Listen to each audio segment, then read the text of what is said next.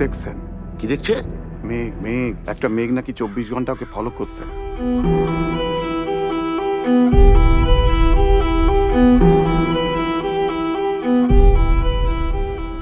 আরে নেতাজি কি ফিরলেন? কিছু ছবি বলুন তো এগুলো। শালা নিজের মাথা গোছবার জায়গা ঠিক নেই। 23শে এপ্রিলের মধ্যে তোমায় বাবা। কালি কেসটা কি? আজকে দাদা যাবার আগে বলবো জামর চিত্তে লাগে, নাইবা তাহার অর্থ হোক, নাইবা বুঝুক বেবাক লোক।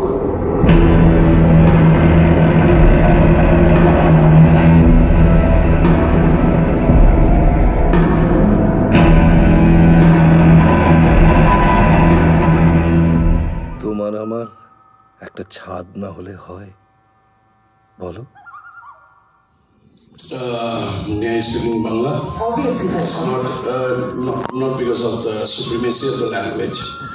It's just easy to express myself. দুটোই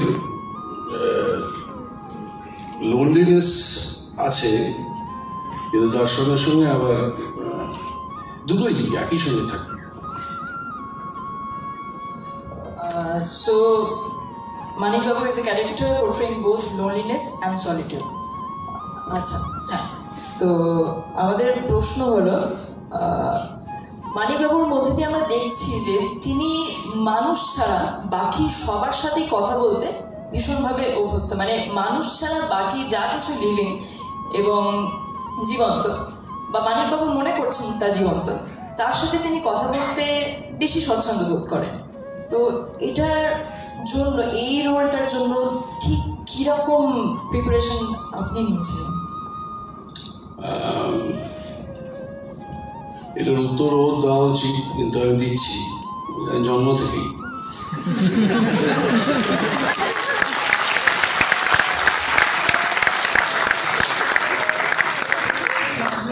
এখানে যারা একটু বয়স্ক মানুষ আছেন তারা জানেন, আর আপনারা জানবেন, ভবিষ্যতে জেনে উঠবেন যে আপনাদের প্রত্যেকের মধ্যে একটা করে মানিকবাবু বাস করে, এবং তারা একটা সময় থাকে। এই যে আপনারা যেখানে আসেন, পড়তে আসেন, এই পড়তে আসার মাঝখানে এতগুলো গাছ পাখি, এদের সঙ্গে কথা বলেন না, অসম্ভব, হতেই পারে না। যে গাছটাকে আপনার পছন্দ হয় সেই গাছটার দিকে একবার অন্তত তাকান। এই যখন তাকান তখন কিছু বলেন তাকে, এবং তার এই আপনারা 3 বছর 5 বছর 4 বছর যে পড়ছেন, এবং এই যে প্রত্যেকটা ঋতুতে তার যে চেহারা বদল হয়, সেই অনুযায়ী কিন্তু আপনাদের সংলাপ বদল হয়। আপনাদের নিজস্ব যে সেই দিনের সেই মুহূর্তে যে সমস্ত মনোভাব, সেই মনোভাব অনুযায়ী কিন্তু গাছটার সাথে আপনারা কথা বলেন, পাখিটার সাথে কথা বলেন। তো সুতরাং এটা মানুষের মধ্যেই আছে, নতুন কিছু নয়। তবে এটাকে দেখতে পাওয়া এবং দেখানো, এটার কৃতিত্ব এদের। আমার কাজটুকু শুধু ছিল হচ্ছে এরা যা ভাবছেন সেইটা করে দেখানো। Thank you sir. কিন্তু তাও মানে আমরা অনেকে আপনার নাটক দেখেছি, সেখানে আপনি যেভাবে অভিনয় করেন এই সিনেমাটায়, ঠিক এই সিনেমাটায় আপনার চোখ দুটো কথা বলছে শুধু।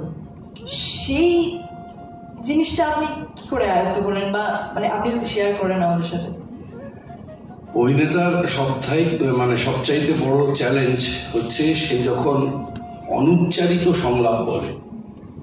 উচ্চারিত সংলাপ তো লেখা থাকে, কিন্তু অনুচ্চারিত সংলাপের মুহূর্ত হচ্ছে সবচেয়ে বড় চ্যালেঞ্জ, এই কারণে যে সেখানে সেই হাজার হাজার সংলাপ অভিনেতাকে লিখতে হয়, এবং এর যে মজা, এর যে আনন্দ, সেইটা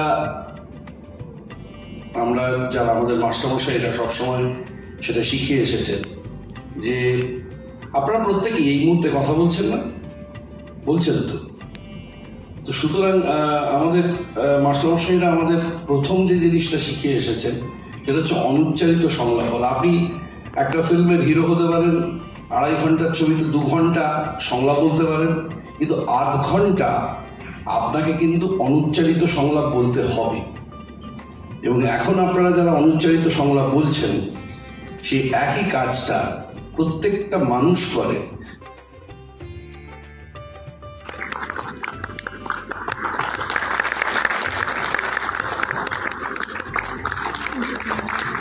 আমরা আশা করবো মাতৃভূমির জায়গা মনে লেগেছে, আজকে সবাই ফেসবুকে দিবে বা কাজে করতে বলবে। এখনো চলছে, অনেকগুলি চলছে, কলকাতার গঙ্গনে চলছে, ওনারা বললেন।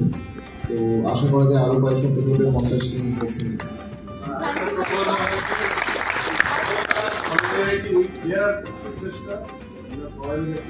হ্যাঁ হ্যাঁ, আর আমার খুব ভালো লেগেছিল সো আর সায়েন্সের ইনস্টিটিউট দারুণ।